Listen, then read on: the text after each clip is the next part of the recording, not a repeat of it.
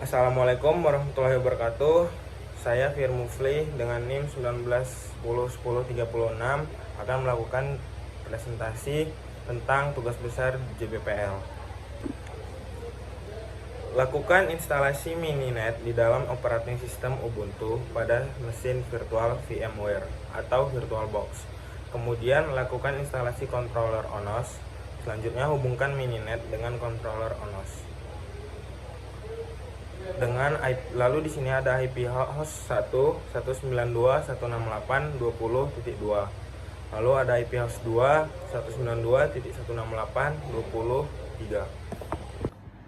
Sebelum membuat topologi yang akan kita buat, tahap pertama itu kita akan menginstal Mininet di Ubuntu-nya terlebih dahulu dengan mengetikkan perintah sudo apt-get update pada terminal Ubuntu ini sebagai perbaruan dari Ubuntu-nya terlebih dahulu. Setelah itu, kita mengetikkan perintah sudo apt upgrade untuk mengupgrade data yang ada pada Ubuntu setelah kita update. Setelah selesai menginstal Mininet, selanjutnya kita akan membuat topologinya. Dapat dibuat dalam mode custom. Pertama-tama kita masuk ke folder file hasil install Mininet yang tadi kita menggunakan perintah cd Mininet, dan kita lihat list yang ada di dalamnya. Lalu di dalam list tersebut akan terdapat dua folder, yaitu custom dan Debian. Di dalam folder custom ini kita akan membuat topologi yang akan kita rancang nanti. Di dalam Mininet ini sendiri sudah terdapat topologinya. Untuk melihatnya kita mengetikkan perintah cd custom kemudian is dan akan muncul filenya, yaitu ada readme dan topo 2sw to host.py. Untuk topologi yang ada di Mininet itu yaitu yang ini topo 2sw 2host.py. Jadi untuk melakukan instalasi topologi yang akan kita buat itu menggunakan komen atau perintah. Untuk melihat komen di file topo 2sw 2host.py, kita bisa menggunakan perintah cat kemudian masukkan nama filenya. Nah, dari situ akan kelihatan komen atau isi dari topologi tersebut yang ada pada Mininet ini. Pada topologi yang ada di Mininet terdapat 2 host dan 2 switch, di mana pada topologi yang akan kita buat itu akan membutuhkan 2 host dan 3 switch. Jadi saya akan mencoba untuk mengembangkan dari topologi yang sudah kita miliki. Kemudian selanjutnya untuk membuat suatu file seperti file topo 2sw 2host.py ini bisa menggunakan perintah sudo nano. Lalu masukkan nama file sebagai contoh percobaannya. Contohnya seperti itu, coba.py. Nah, di sini akan kita masukkan, setelah tadi kita sudah masuk ke dalam suatu file secara manual, di sini kita juga bisa menggunakan beberapa perintah copy pada sudo nano yang tadi harus diketik secara manual. Pastinya akan memakan waktu dan terdapat beberapa kesalahan pada pengetikan codingannya. Langkah yang lebih gampang yaitu dengan mengcopy folder topo 2sw 2host.py ke dalam file yang baru menggunakan perintah sudo cp topo 2sw 2host.py. Setelah itu kita masukkan nama file yang sudah kita buat tadi, kemudian yes. Kemudian kita lihat isinya menggunakan perintah cat coba.py. Isinya akan sama dengan yang tadi, dia ada 2 host dan 2 switch. Nah, untuk mengeditnya kita menggunakan perintah sudo nano coba.py. Nah, di sini sudah masuk ke file coba.py. Kemudian di sini terdapat beberapa perintah dan variabel, di mana untuk kelasnya sendiri itu ada mitopo. Lalu di sini ada add host dan switch. Pada bagian ini akan menambahkan switchnya sesuai dengan rancangan yang akan kita buat. Pada bagian ini dapat diedit sesuai dengan keinginan kita masing-masing. Saya sendiri telah mengubahnya menjadi H1, begitu juga dengan yang lainnya. Dan untuk switch yang ketiga, tambah secara manual sama seperti yang di atas tadi. Kemudian pada bagian add link, di mana ini akan menghubungkan host dengan switch tersebut. Lalu pada bagian add link ini, H1 terhubung dengan S1. Kemudian dengan S2 terhubung dengan S3, lalu S3 terhubung dengan H2. Pada bagian topo ini adalah sebuah karakter untuk memanggil topologi tersebut yang sudah di custom. Sebenarnya ini sudah bisa dijalankan, tetapi masih menggunakan IP default. Untuk memasukkan IP yang sesuai dengan yang sudah ditentukan yang kita buat di samping host 1, IP 192.168.20.2, begitu juga dengan host IP 2 192.168.20.3. Lalu kita save. Untuk menjalankannya sendiri dapat menggunakan sudo mn, di mana sudo mn ini berfungsi untuk menjalankan hasil dari konfigurasi yang telah kita buat tadi, di mana dia hanya terdapat 2 host dan 1 switch. Jadi untuk menjalankan file custom menggunakan perintah tambahan, yaitu sudo mn, kemudian masukkan perintah custom, kemudian nama file yang akan kita buat. Jadi folder custom ini masuk ke dalam menu folder custom di dalam Mininet. Selanjutnya itu topologi Mitopo. Nah, di sini sudah ada dijalankan, dimana di sini ada 2 host dan 3 switch, dan ada links H1, S1, S1, S2, S2, S3, dan S3, H2.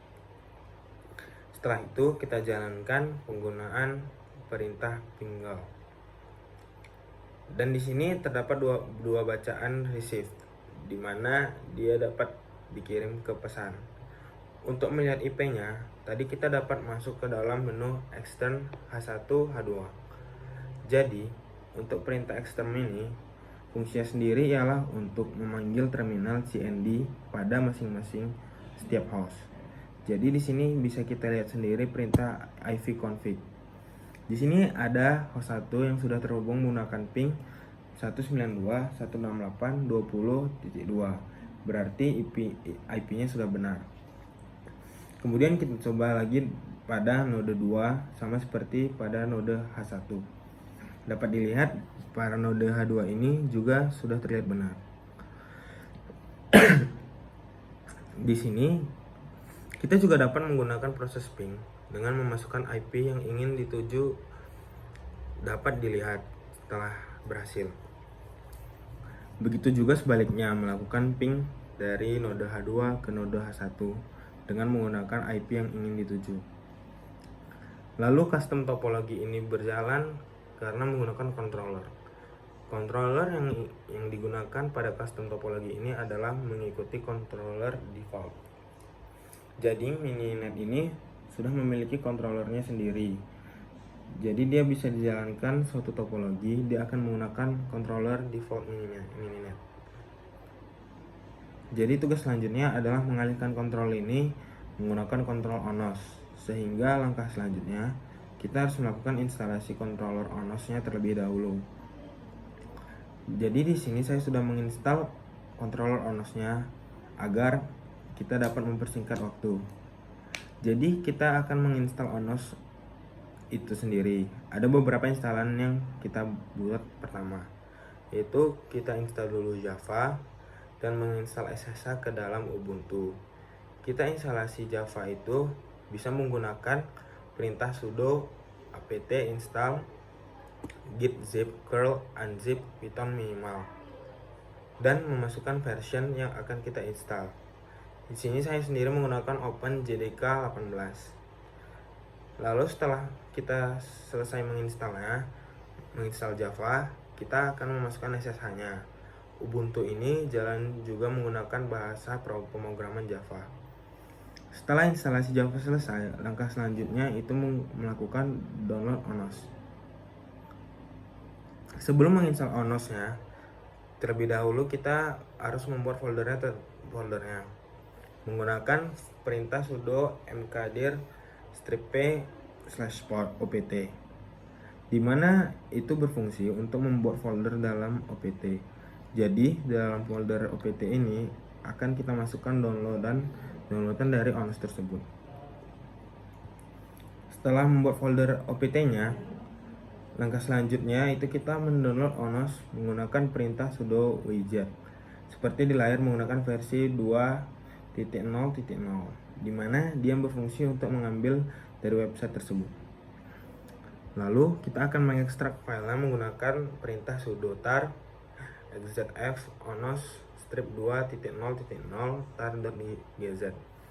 Untuk versinya itu menyesuaikan versi dari yang kita install tadi. Setelah proses ekstrak selesai, dia akan muncul sebuah folder baru.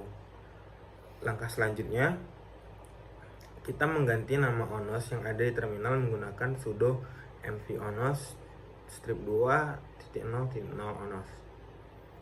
Nama ONOS ini adalah nama yang akan kita ganti.